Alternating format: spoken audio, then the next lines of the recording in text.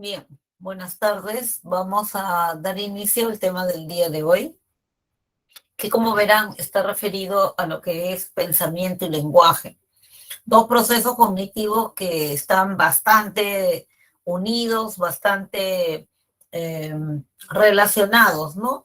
Hasta muchas veces seguramente nos hemos hecho la pregunta de que cuál es el más importante, ¿no? O sea, el pensamiento existe gracias al lenguaje o el lenguaje solo es posible si hay pensamientos, ¿no? Un poco como que la duda y entra el cuestionamiento, ¿no? También es posible que nos hayamos puesto a pensar en el pensamiento cuando nos enfrentamos a situaciones como la que está allí al frente, ¿no? Nos dice, a ver, une los puntos con 4 líneas sin levantar el lápiz.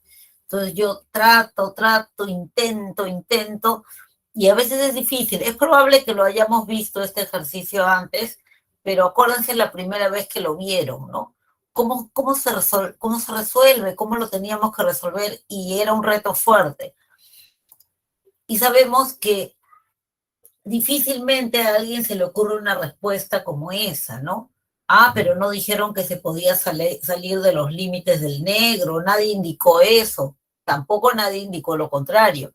Pero sin embargo, hay ocasiones en las cuales nuestros pensamientos nos ponen límites que no existen.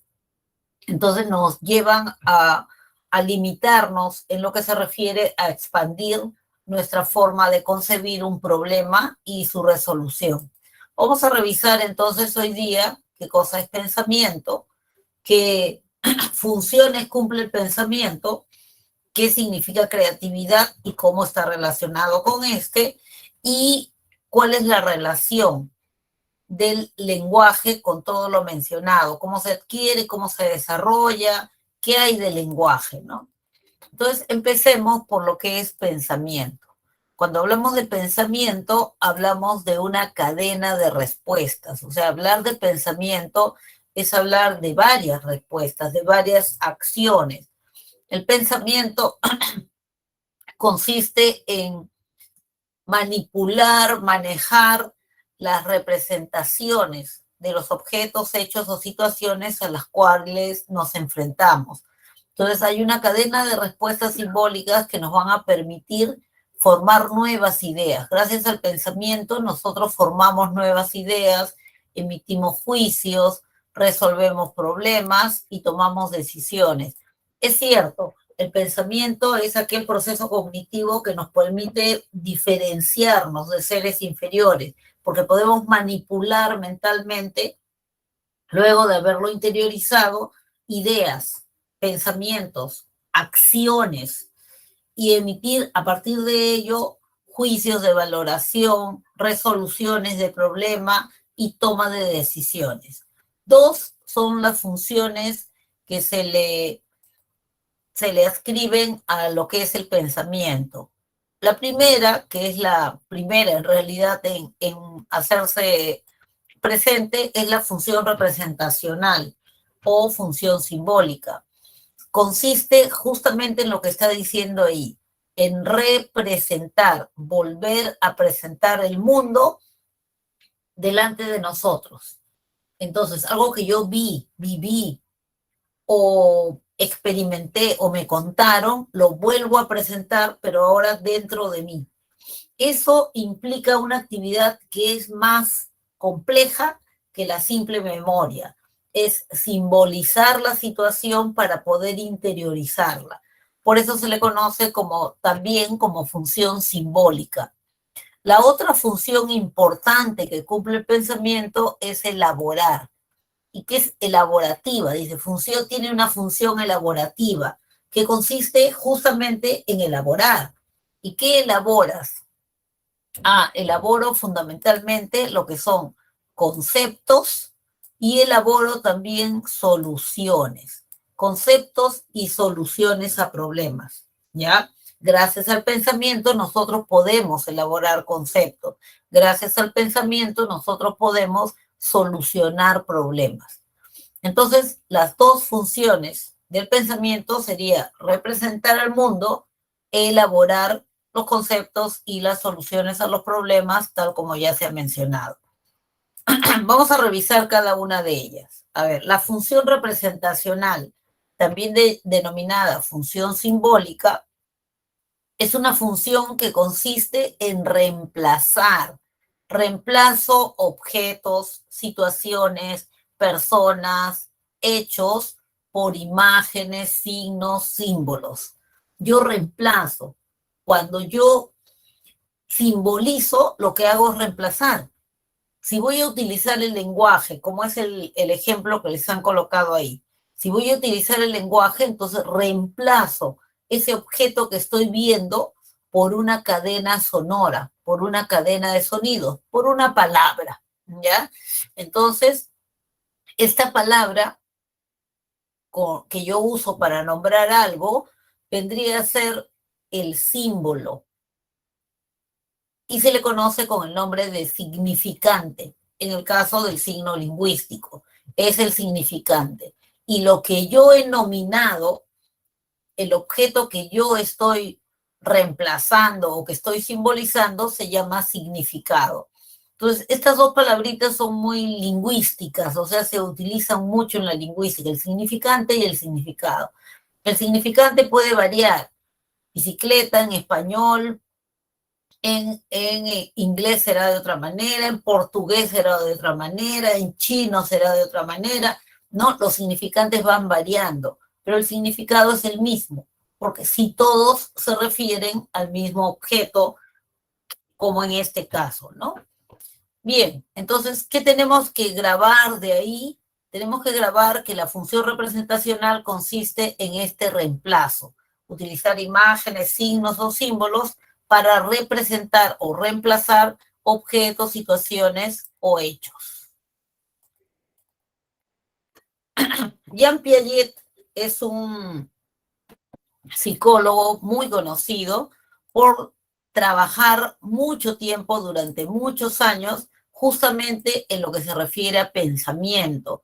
Y él se centró, se centralizó mucho, se dedicó mucho a esta función representacional del pensamiento. Entonces, Piaget nos señala de que esta función representacional no es una función única, sino es una función que se va adquiriendo y se va perfeccionando progresivamente.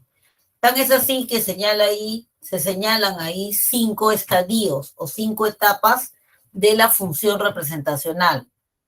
Estas etapas no son cancelatorias. No quiere decir de que aparece la siguiente y desplaza y elimina la anterior. No. Todas estas formas de representar al mundo van quedando en nuestro haber, van quedando como parte de nuestras herramientas para representar al mundo. Bien, pero la primera que aparece, dice Piaget, es la llamada imitación diferida. Cuando hablamos de imitación diferida, hablamos de una imitación, pero una imitación en ausencia del modelo. Quiere decir que el modelo ya no está presente. Ahora el modelo está dentro de mí. El modelo está en mi memoria. Pero para introducirlo a mi memoria, yo lo que tuve que hacer fue simbolizarlo de alguna manera, y allí está mi función representacional. Yo lo tuve que simbolizar de alguna manera para poder interiorizarlo y tenerlo para un momento inmediato en el que yo pueda representar justamente lo que he visto, tal como lo vi. Sucede, por ejemplo, bueno, como el ejemplo que tienen ahí, como la imagen que tienen allí, la niña ve cómo la mamá se pone los zapatos, momentos después, cuando la mamá ya se ha ido, cuando la mamá ya no está, la niña agarra un zapato y se lo pone igual, jalando del talón, ¿no? Sucede y les debe haber sucedido también a ustedes, deben haberlo percibido, deben haberlo visto, deben haberlo vivido, que llevaron al hermanito, al sobrino, a algún niño pequeño a algún sitio, al parque o a cualquier sitio, y lo que el niño vio lo guardó y después de un rato en su casa ya, ¿no? Hizo exactamente lo que vio. Eso se llama imitación diferida. Fueron al parque y la niña miró cómo los patitos se perseguían entre ellos, ¿no? Se perseguían mientras emitían el sonido característico, ¿no? Entonces llega a su casa y empieza a hacer lo mismo, a correr por la sala mientras dice cuac, cuac, cuac, cuac, cuac, cuac. ¿Qué le pasa? Ah, es que está imitando a los patitos que ha visto en el parque. Eso es una imitación diferida y es la primera señal de función representacional del pensamiento, ¿ya? La segunda, o sea, la segunda etapa, el segundo nivel, es el llamado juego simbólico. Cuando hablamos de juego simbólico, hablamos ya de la creación de una historia. El niño crea una historia. Indudablemente va a utilizar como insumos sus vivencias que ha tenido. Las va a utilizar como insumo, pero le va a agregar un ingrediente, su imaginación. Le va a agregar ese ingrediente para crear su propia historia. Eso es un juego simbólico. ¿Qué tiene de característica el juego simbólico como para que ustedes lo puedan reconocer? Utiliza símbolos. Estos símbolos que utiliza el juego simbólico son arbitrarios y transitorios. Eso les va a ayudar a reconocer.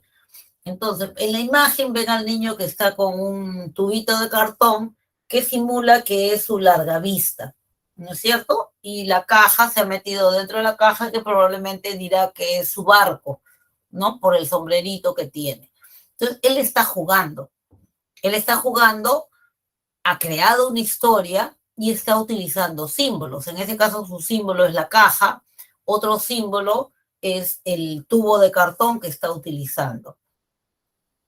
Pero estos símbolos, como les decía, son arbitrarios y son transitorios. Por ejemplo, vamos a suponer otra situación. El niño está jugando a preparar, algo que les encanta a los niños, preparar alimentos, preparar comidas. Están preparando una ensalada de frutas. ¿Sí? Pásame tal fruta, tal otra, ya están preparando, están jugando, están jugando, y de pronto dice, sí, le voy a echar sandía. Entonces agarra, mira, y agarra cualquier cosa. El lapicero. Acá está la sandía. Y tú podrás decir, pero eso no, ni siquiera se parece a una sandía. Ni en el color, ni la forma, ni nada. Pero para él no interesa. Cumple la función. Cumple la función. Entonces, esta es su sandía. Aunque no tenga el mismo color, aunque no tenga la misma forma, es su sandía. Porque necesita una sandía. Ya está. Pica la sandía, prepara su ensalada de fruta y le dice al amiguito, anda, tú ve entregando las ensaladas de fruta. A la mamá le das primero. Ya, listo. Empieza a entregar sus platitos con sus ensaladas de fruta. Y la mamá de repente le dice, ay, qué rico se ve. Pásame una cucharita para poder comerla. La cuchara. Uy, ¿verdad? La cuchara. Ya, acá está la cuchara. Y esto que hace un momentito nomás era una sandía, ahora es una cuchara. A eso me refiero cuando les digo que sus símbolos son transitorios, no son para siempre. En un mismo juego, un mismo objeto puede representar diferentes cosas según la necesidad que tenga el niño de utilizar o de tener un símbolo determinado.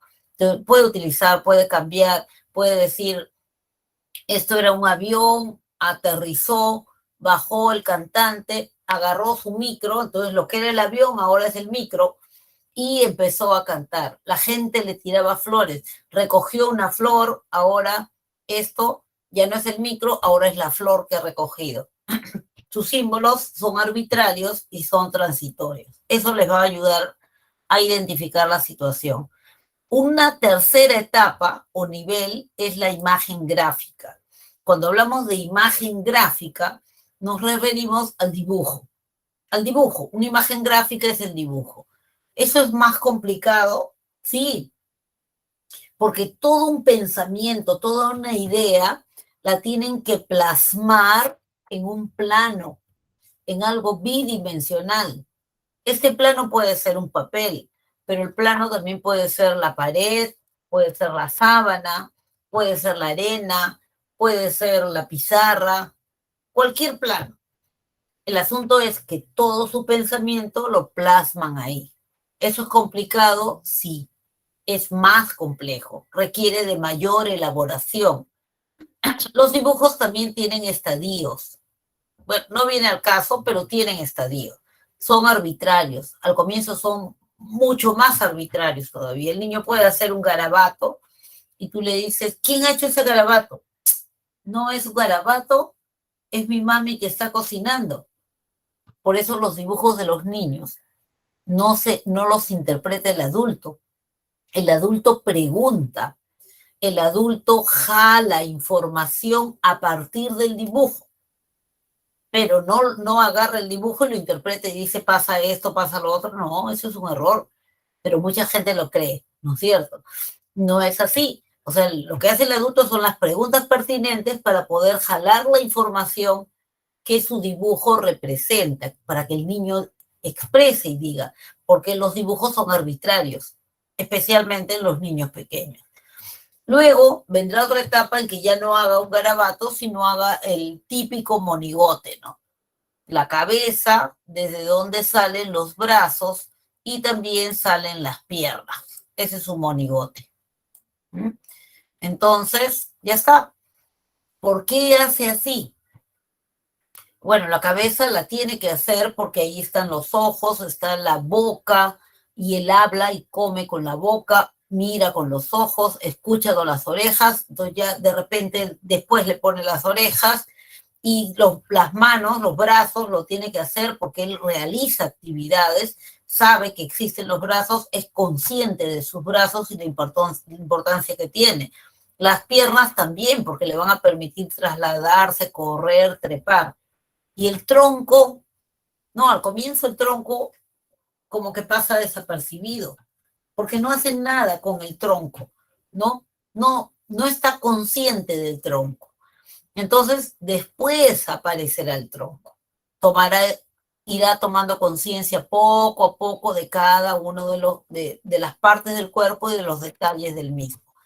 Entonces, bien, ya. Y cada vez va a ir volviéndose el dibujo más fiel a la realidad. Luego ya le hará los hombros, ¿no? El pecho, la espalda, la cintura, la cadera, etcétera, etcétera. Entonces, pero esta es una forma compleja, la imagen gráfica. Más complejo que eso todavía es la llamada imagen mental. Cuando se habla de imagen mental, en realidad se está hablando de la manipulación de imágenes mentalmente. Se está hablando de acciones realizadas mentalmente. Entonces, el niño lo que hace es lo siguiente.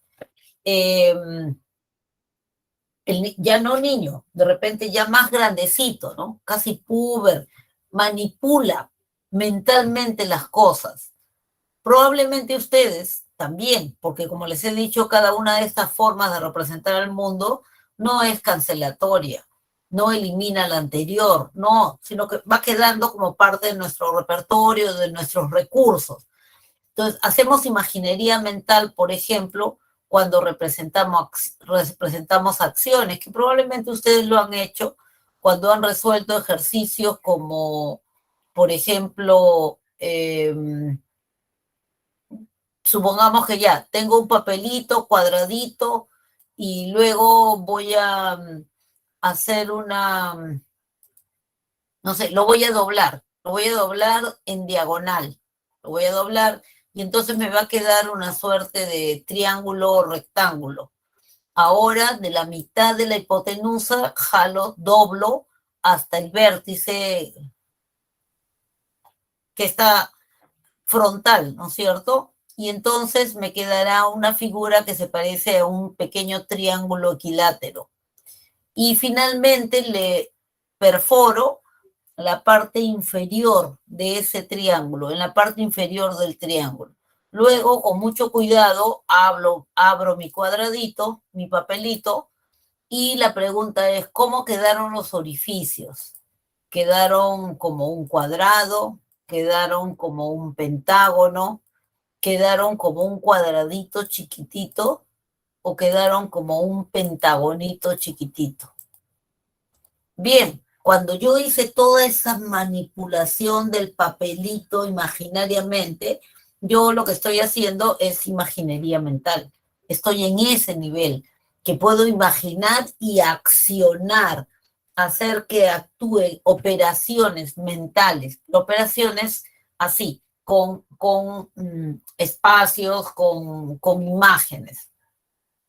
Sin embargo, lo más complejo, lo más elevado de la función representacional la encontramos en el lenguaje. El lenguaje es la forma de representar el mundo más compleja porque es arbitraria pero consensual. Eso significa que simplemente cadenas sonoras una cadena sonora la utilizo para representar algo, aunque no tenga ningún parecido con ella. Por ejemplo, ¿cómo se llama eso? Esto se llama mota. Mota, ¿sí? Mota. Mota es una cadena de sonidos. A. Mota, mota, ¿no? Pero, ¿en qué se parece a esto? ¿Qué tiene que ver ese sonido con esto? Nada. Pero, sin embargo, es consensual. Así se ha quedado. Ese es el nombre que tiene eso. Es arbitraria, pero es consensual. Y es una forma de representar el mundo, bueno, sumamente extendida, ¿no? Es la forma que utilizamos más compleja para representar el mundo y, bueno, que se aprende, ¿no? La otra función que cumple el pensamiento es la función elaborativa. Decimos que cumple la función elaborativa cuando se crea algo. ¿Y qué creamos? Creamos conceptos y creamos soluciones a los problemas. ¿Qué es un concepto? Un concepto es una clase. Manejamos conceptos, sí. Gracias a los conceptos es que nosotros podemos conversar, podemos comunicarnos. Si no existieran los conceptos, simplemente no nos podríamos comunicar, ¿no? Si yo te digo, préstame tu lápiz, tú tienes que tener aquí el concepto de lápiz. Entonces me darás uno que sea blanco, rojo, amarillo, verde, largo, corto, grueso, delgado, nuevo, usado, como sea, pero es lápiz, pertenece a la clase lápiz. Tú tienes el concepto de lápiz y por eso me puedes entender. Puedes cerrar la puerta, tienes que tener el concepto de puerta, si no, no podríamos comunicarnos. Entonces, gracias al pensamiento, nosotros vamos creando conceptos desde pequeño. Apenas aprendimos a hablar, vamos aprendiendo a hablar, vamos creando conceptos. Y por eso podemos entender las palabras. Por eso podemos ir comunicándonos. ¿Cómo creamos los conceptos? Los creamos así, como dice allí, siguiendo esa secuencia. Esto es, la secuencia se ha sacado de la forma natural como una persona crea conceptos, siguiendo ese orden. Así lo hacemos. Vamos a poner otro ejemplo, diferente al que está ahí, ¿ya? Porque habla de figuras geométricas que de repente es un poquito más complicado. Pero vamos a hablar de un concepto más simple. El concepto silla. ¿Cómo aprendimos ese concepto? ¿Cómo aprendimos que era una silla?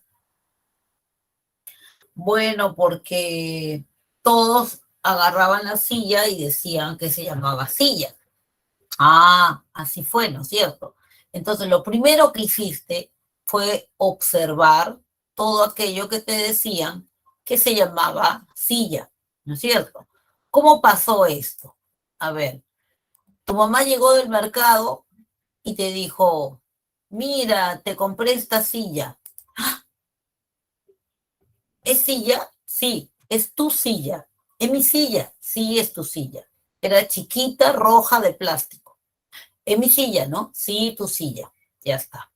Vas al jardín, educación inicial, y la profesora te dice, este va a ser tu sitio. Y esa es tu silla. ¡Ah! ¿Es mi silla? Sí, es tu silla.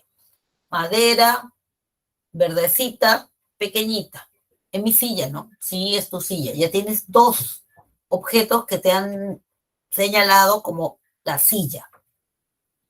Vas a la casa de la abuelita y la abuelita te dice, espérate que se seque el piso, no te vayas a caer, quédate en esta silla. ¿Es silla? Sí, es silla. En esta silla quédate. Es marrón, alta, de madera. Entonces, la silla. Te quedas ahí sentadito en la silla. Ya tienes tres ejemplares llamados silla. Vas a la oficina de tu papá y tu papá te dice, un 5, espérame un 5, ahorita salimos, ¿ya? Quédate en esta silla. ¿Es tu silla? Sí, es mi silla. Tú me prestas tu silla. Sí, yo te presto mi silla. Silla, ¿no? Sí, silla. Negra de cuero, giratoria. Silla, silla, silla, silla. Entonces, lo primero que hicimos fue observar los objetos nominados de esa manera. Observamos, identificamos las características comunes y luego sintetizamos todas esas características comunes dándole un nombre. El nombre que todos nos estaban diciendo que tenía. Le pusimos de nombre silla. Entonces, ahora ya tenemos el concepto de silla. Así hemos aprendido que es una silla. Así, y para mejor hacerlo así, de puros científicos que somos, corroboramos, verificamos si lo aprendimos bien. Llegas a la casa, jalas un banco y le dices, mami, tu silla. No, hijo, eso no es silla. ¿No es silla? No, no es silla. Esto es silla. Y te ponen la silla al costado. Comparas, miras y te das cuenta de la diferencia. Ah, este tiene respaldar, este no tiene. Este no es silla, ¿no? No, ese no es silla. Este es silla, sí, este es silla. Y así, conforme va pasando el tiempo, tú vas depurando, depurando cada vez más el concepto. Lo vas perfeccionando, le vas poniendo los detalles, dándote cuenta de los mismos. Eso es lo que hemos hecho. Así aprendimos qué cosa es pan, qué cosa es leche, qué cosa es pantalón, qué cosa es lápiz, qué cosa es paseo. Así aprendimos las palabras, así aprendimos todos los conceptos que manejamos. Se llama formación de conceptos por abstracción. Abstraer es extraer características comunes de una población, de un universo, y ponerle un nombre. Ese nombre, en este caso, es el nombre que todo el mundo nos está dando, ¿no?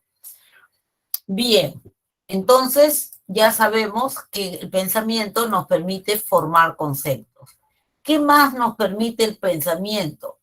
Nos permite también crear soluciones a los problemas. Dar solución, crear soluciones. ¿Qué se necesita para eso? En primer lugar, se necesita que el problema esté claro, que el problema esté bien definido, que tú sepas hacia dónde apunta la solución.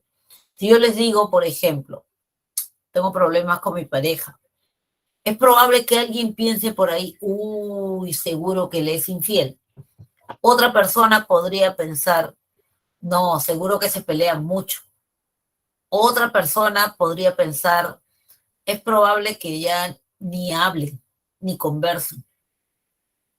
¿Se dan cuenta? Como mi problema no ha estado bien definido, cada uno me va a dar un consejo diferente, porque cada uno lo entendió de manera diferente. Entonces, si yo quiero solucionar un problema, mi problema debe estar claro qué tipo de solución necesito. Diferente sería si yo les digo, ay, ya no tengo tema de conversación con mi pareja, eso me preocupa, ya no tenemos de qué hablar. Entonces ahí sí ya sabe que la solución tiene que apuntar a mejorar la comunicación. Ahí sí se puede solucionar el problema, porque está bien definido. Si el problema está bien definido, entonces yo puedo utilizar una de estas 4 estrategias o la combinación de ellas, ¿no? Bueno, el pensamiento te permite utilizar estas estrategias. La más sencilla y la menos, digamos que la aprendiste solo, no, la que no necesitó enseñanza, se denomina ensayo y error. ¿Qué es un ensayo? Un intento. ¿Qué es un error? Un fracaso. Esta estrategia justamente consiste en eso. Tú practicas, practicas, practicas, practicas, intentas, intentas, intentas, hasta que algo te resulte. Uy, no funciona el televisor. ¿Qué hago? ¿Qué hago? Dios mío, lo apago, cuento hasta 20, lo vuelvo a prender. Nada. Ya, lo apago, desconecto todo y después de un rato lo vuelvo a prender. Nada. Le doy un golpecito atrás, un golpecito arriba. ¿Qué hago? Dios mío, lo cambio de lugar. Pruebo, estoy probando, estoy tanteando. Eso es ensayo y error. Eso es ensayo y error. Pruebo, pruebo, pruebo, pruebo, a ver qué pasa. El ejemplo clásico, ya, es el candado cerrado y las llaves. Tengo un problema, no, el candado está cerrado, ¿cómo salgo? Las llaves están sobre la mesa de noche, en ese manojo. Hay 3 llaves, no me dijo cuál de las llaves era. ¿Qué hago? Utilizo ensayo y error. Pruebo, no es. Agarro la otra llave, no es. Agarro la tercera, abrió. ¿Me solucionó el problema? Sí. Entonces es una estrategia válida, puede servir o puede no servir. ¿Cuándo sería útil? Cuando las opciones posibles son pocas. Tenía solo 3 llaves. Ya no me voy a demorar mucho, pero si en vez de 3 llaves hubieran sido 300, 299, no abre, carambas. 300, abrió. Pero ya hasta me olvidé para qué quería salir. Ya han pasado horas. ¿Se dan cuenta? Entonces, esta estrategia no te sirve si tú tienes un tiempo limitado para solucionar los problemas.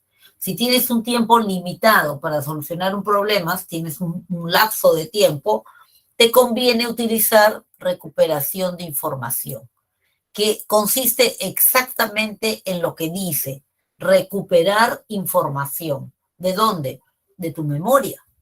Requisito principal, que la tengas en la memoria. Si no la tienes, ¿cómo la vas a recuperar? Tienes que tener la información en la memoria.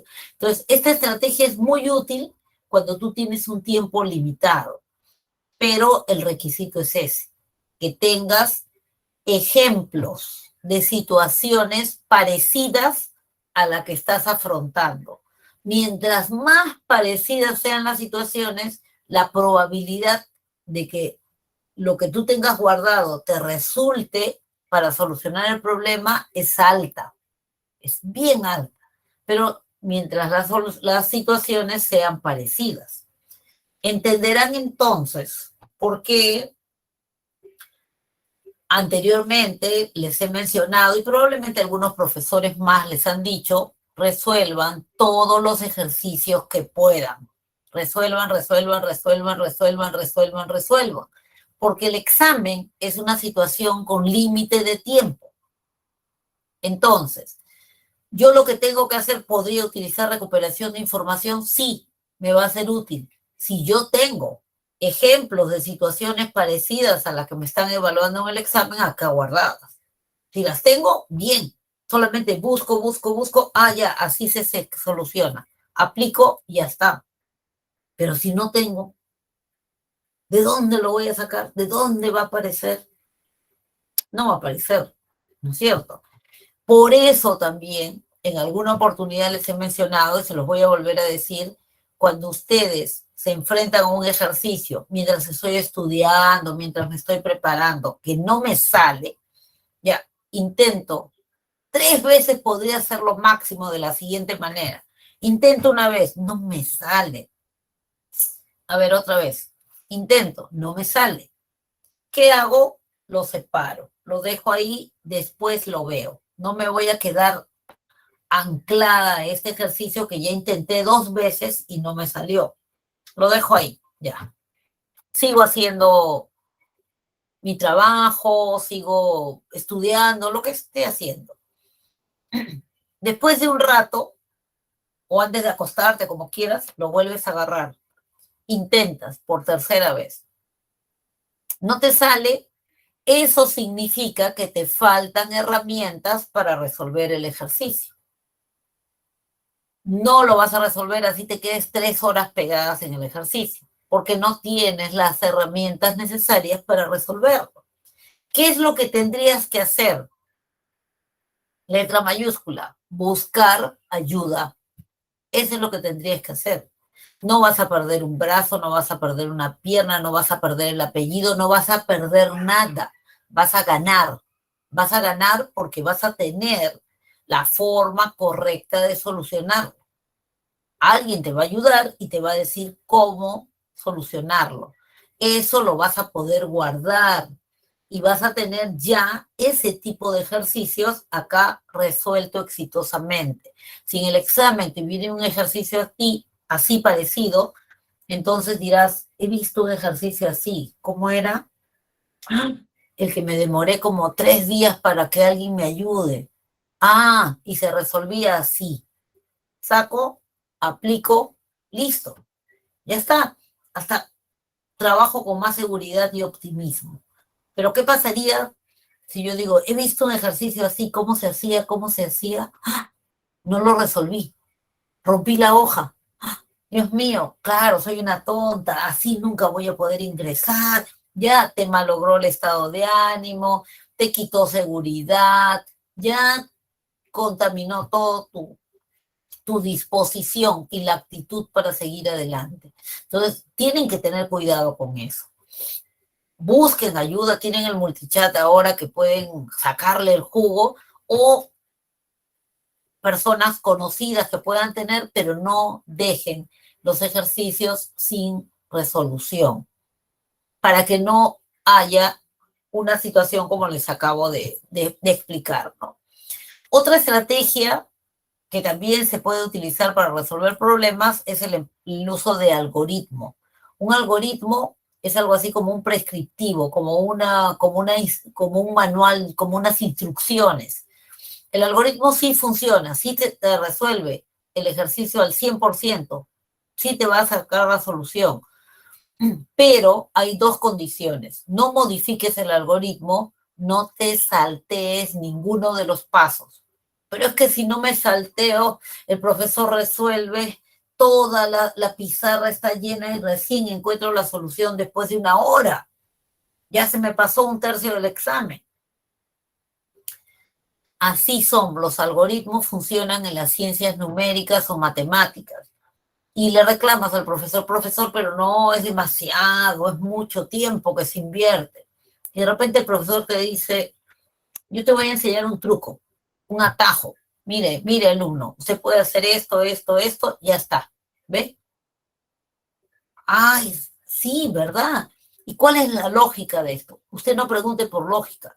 ¿Salió igual o no salió igual? Sí salió igual, ya está, aplíquelo. Nada más. O sea, eso es una estrategia heurística. Las estrategias heurísticas son las estrategias que utilizan la creatividad, la innovación, para resolver de una manera no claramente lógica, pero útil, pero certera, que resuelve el problema bien, aunque no haya empleado la lógica. ¿Ya? Sí funciona. Eso es un atajo, eso es heurístico. ¿Qué utilizó? Un pensamiento creativo. ¿Ya? Utilizó la creatividad, utilizó la innovación, a veces también se utilizan estereotipos en otro tipo de problemas, ¿no? Voy a comprar de repente una laptop. Me ofrecen varias, diferentes precios, diferentes marcas. ¿Cuál compro? Dios mío, hubiera traído a alguien que me ayude. Ahora, ¿cuál marca será buena? Dios, ahora, entonces utilizo un estereotipo. Apple, creo que las Apple son buenas, he visto hasta en las series de televisión. Ah, ya, esa voy a llevar, pues, ¿no? O sea, me dejé guiar por el estereotipo. ¿Me solucionó el problema? Sí, porque pude comprar lo que quería, ¿no? Entonces, también se utilizan en algunos casos los estereotipos como una forma de solucionar problemas donde no hay una lógica de por medio, pero te soluciona el problema. Cuando hablamos de estrategias heurísticas, estamos hablando del uso de la creatividad. La creatividad es ese pensamiento que utiliza ideas diferentes, nuevas, innovadoras, no necesariamente lógicas, pero útiles, y eso no lo pierdan de vista. No lo pierdan de vista porque no se trata de un pensamiento disparatado, de que yo digo lo que se me ocurre porque soy creativo, soy innovador, no. Alguien tiene un pensamiento creativo cuando eso que no tiene una lógica clara sí funciona, sí es útil, entonces es creatividad. Hasta ahora estamos distinguiendo dos tipos de pensamiento, el pensamiento lógico y el pensamiento creativo. Guilford y De Bono, que son dos investigadores diferentes, le llaman de diferente manera y sí es importante que lo sepan. Guilford, por ejemplo, le llama al pensamiento lógico pensamiento convergente, porque dice que todas um, los intentos que se hagan convergen en lo mismo, en la respuesta lógica. El pensamiento lógico me da una respuesta lógica. No hay miles de respuestas lógicas, hay una respuesta lógica. Hay diferentes formas de resolver un problema, pero la solución va a ser la misma, la respuesta lógica. De Bono le llama a ese tipo de pensamiento vertical, porque dice, funciona así, pues, desde una situación solamente hay una forma de responder, la forma lógica, esa es la única respuesta válida. Respecto al pensamiento creativo, en cambio, se dice que el pensamiento creativo sí te da posibilidades de varias respuestas. El pensamiento creativo, entonces, dice Guilford, es un pensamiento divergente, porque todas las acciones que toma divergen de lo esperado, divergen de lo esperado. Y De Bono le llama pensamiento lateral, porque el sujeto a partir de una situación va a dar soluciones diferentes, ¿no? Diferentes, que no son necesariamente lógicas, pero que son útiles. Entonces, tenemos esos dos tipos de pensamiento. Respecto al lenguaje, que dijimos que era una forma de representar el mundo, diríamos pues que el lenguaje sí efectivamente es la forma más compleja de representar el mundo y que para su adquisición, o sea, para poder adquirirlo, para poder tenerlo, necesitamos cierta maduración en algunas estructuras orgánicas. Esa maduración es en el sistema nervioso, en el sistema auditivo, en el aparato fonador y en el sistema respiratorio. O sea, yo necesito que todo eso esté maduro, que el sistema nervioso, área de Broca, área de Wernicke, hayan completado su desarrollo, o por lo menos lo suficiente para poder entender el lenguaje y para poder producirlo. Necesito que su sistema auditivo pueda discriminar, diferenciar un fonema del otro. Necesito que su aparato fonador, lengua, carrillo, cuerdas vocales, mandíbula, le permitan al sujeto producir, pronunciar todos los fonemas. Y necesito que su respiración sea la adecuada para que los fonemas se puedan entender y no los corte, y no los diga media, y no le eche más aire de lo necesario. Pero además de todo esto que esté maduro, necesito que el niño aprenda. Y para que aprenda, necesito que se produzca un aprendizaje. Puede ser de diferentes tipos, de cualquier tipo, pero tiene que aprender. O sea, tiene que haber una enseñanza que no necesariamente sea consciente y un aprendizaje. Se dice que puede aprender por condicionamiento clásico cuando asocia estímulos. El condicionamiento clásico es una forma que todavía no han aprendido de aprendizaje. Entonces se dice que aprendió por condicionamiento clásico cuando asoció por ejemplo, algo que yo le decía con una cadena sonora. Por ejemplo, toma tu leche, qué rica está la leche, te sirvo leche, entonces asocia ese sonido, esa cadena sonora, leche, con eso rico que siente en la boca y aprende esa palabra, ¿ya? Entonces ahí decimos aprendió por condicionamiento clásico, por asociación. Decimos que aprendió por condicionamiento operante cuando su producción verbal recibe un premio, entre comillas lo de premio, que podría ser la atención de la otra persona, ¿no? El niño dice, pan, ¿quieres pan? Toma, ya está, lo atendí, eso funciona como premio. O deja de emitir determinado sonido cuando éste no recibe el premio. Entonces, se guía por las consecuencias. El niño dice, ay, no te entiendo nada, anda, dile a tu mamá, yo no te entiendo. No le di nada. O sea, la consecuencia de su producción sonora fue la indiferencia. Entonces, el niño no va a volver a emitir esa secuencia sonora. Entonces, ahí está aprendiendo por condicionamiento operante. Mayoritariamente se aprende por imitación, o sea, el niño repite lo que escucha. Por eso aprendimos a hablar español. Por eso los alemanes hablan alemán, porque sus padres, la gente que le rodea, habla ese idioma. Nosotros escuchamos español y aprendimos español. Y se aprende cognitivamente cuando la persona ya busca el significado de las palabras y busca conscientemente tratar de mejorar en la emisión de su lenguaje. Existen dos etapas que podríamos señalar en el desarrollo del lenguaje. Decimos que existe una etapa denominada etapa prelingüística y se refiere a aquella etapa en la cual el niño produce sonidos, pero todavía no son palabras, todavía no tiene significado como palabra. Aquí se pueden señalar subetapas. Generalmente, todo este periodo prelingüístico corresponde al primer año de vida, como edad referencial. Puede durar un poco más de un año, puede el niñito hasta año y medio estar ahí en esta etapa todavía donde no produce palabras. Puede ser, no pasa nada, es normal. En la etapa prelingüística, el primer nivel es el nivel del llanto. En este nivel, el niño, el único sonido que produce es llanto. No tiene significado en el idioma. Hacia el mes y medio más o menos ya puede producir gorjeo. Un gorjeo es un sonido que se produce cuando juega con sus cuerdas vocales y su aparato fonador. Entonces el niño hace... Dijo agú, mi bebé, está gorjeando, está jugando, está produciendo sonidos, nada más. Hacia los 6 meses ya es capaz, como siempre las edades serán referenciales, de producir balbuceo. Un balbuceo es la repetición de una sílaba. Da, da, da, da, da, ta, ta, ta, ta, ta, ma, ma, ma. Ese es un balbuceo. Hacia los 8 meses ya le pone entonación a su balbuceo.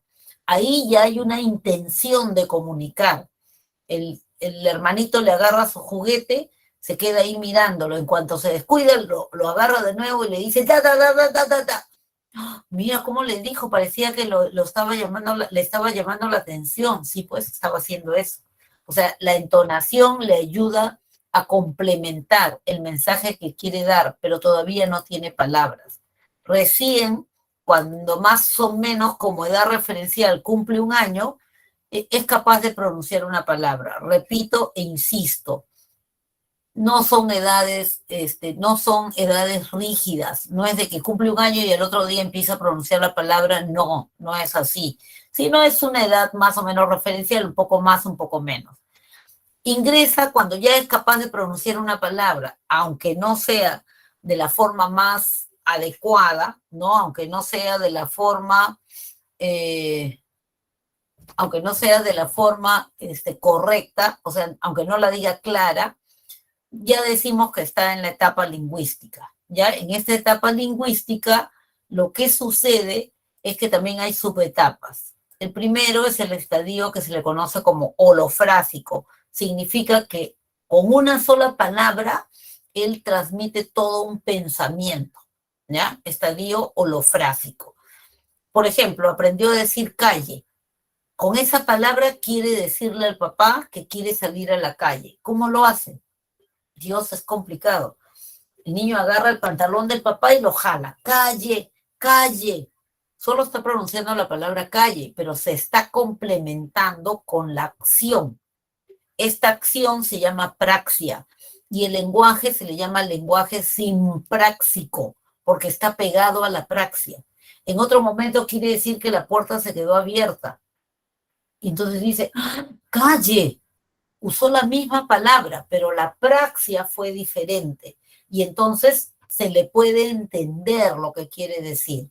¿Ya? Se le llama estadio holofrásico, holo todo, frásico viene de frase, toda una frase resumida en una palabra. La siguiente etapa es lo que los lingüistas llaman el periodo de explosión del lenguaje. Más o menos entre año y medio, 2 años, el niño empieza a absorber palabras de su medio. Al comienzo era una palabra a la semana, después una palabra diaria y su lenguaje aumenta un montón. Por eso los lingüistas le llaman el periodo de la explosión del lenguaje. De los 2 a los 3 años, el niño ya arma oraciones sintácticamente bien construidos, bien construidas, pero sin conectores. ¿Qué son los conectores? Las conjunciones, las preposiciones, los artículos son conectores. Él no los usa. ¿Por qué? Porque no los entiende. Porque los conectores en sí mismos no tienen significado, solamente tienen una función. Entonces el niño dice, mamá buena lleva calle. No dice, mi mamá es buena porque me lleva a la calle. No lo dice así. Dice, mamá buena lleva calle. Yo tengo dopa nueva. ¿No es cierto? Está sintácticamente bien construida, pero no tiene los conectores. Se le llama el periodo del habla telegráfica. Poco a poco va a ir incluyendo posesivos, va a ir incluyendo de repente artículos y poco a poco ya va utilizando más por imitación que por comprensión el lenguaje más parecido a nosotros. De tal manera que hacia los 3 años ya casi tiene su lenguaje completo, es una edad referencial. De 3 a 6 años se descubre que el niño habla consigo mismo. ¡Ah! El amigo imaginario. Oh, mijito, ¿qué le está pasando? ¿Qué está pasando? Que todavía no ha interiorizado el lenguaje, o sea, todavía no piensa con palabras. Entonces, todavía tiene ese pensamiento verbal afuera. Muchas veces ese lenguaje que se llama lenguaje egocéntrico se utiliza para repetirse instrucciones que le han dado, sobre todo cuando está aprendiendo a hacer algunas cosas. Entonces él solito va repitiendo lo que le han dicho. En otras ocasiones es una suerte de reflexión en voz alta. No comas esas galletas hasta que venga la abuelita. Pero hay muchas galletas. Cuando la mamá ya se fue, ¿no? Y la abuelita siempre me invita. Nadie me está viendo. No, sí, Diosito me está viendo. Mamá dice que Diosito se pone triste cuando yo desobedezco. No, no lo voy a agarrar. Esa reflexión lo pudo haber hecho aquí adentro, pero él todavía no ha logrado interiorizar su lenguaje y por eso lo dice en voz alta. La secuencia sería esta que vamos a ver acá. Ya, aparece. Vamos. Ya. El habla externa, el habla egocéntrica, la tenemos aquí, y luego ese habla egocéntrica pasará a ser un habla interna, y entonces será capaz de un pensamiento verbal, ¿ya? Entonces, esa sería la secuencia y esa sería la explicación de por qué hay un lenguaje egocéntrico. Como siempre, aquí tienen la clave de respuestas. Ya saben que la secuencia es: leo mi boletín, leo mis apuntes, armo yo sola, yo solo, mi propio resumen, mi propio gráfico, y entonces recién resuelvo la práctica. Entonces recién uso la clave de respuesta para verificar qué está bien, qué está mal. Me equivoqué. Voy a mi resumen y me fijo por qué me equivoqué. Ah, yo lo entendí mal. O de repente, yo no lo anoté. Ahorita lo hago. depuro, corrijo mi resumen. Si así todo hay dudas, tienen el multichat. Si descubren que no están rindiendo a su 100% y algo hace interferencia, pueden pedir una cita en el psicopedagógico y espero haberlos ayudado con el tema presente. Muchísimas gracias por estar allí y felicitaciones también por estarlo. Suerte en lo que tengan que hacer y ya nos estaremos viendo la próxima semana. ¿Sí? Bien, chicos, es todo por ahora y ya será hasta después. Muchas gracias, nos vemos, hasta luego.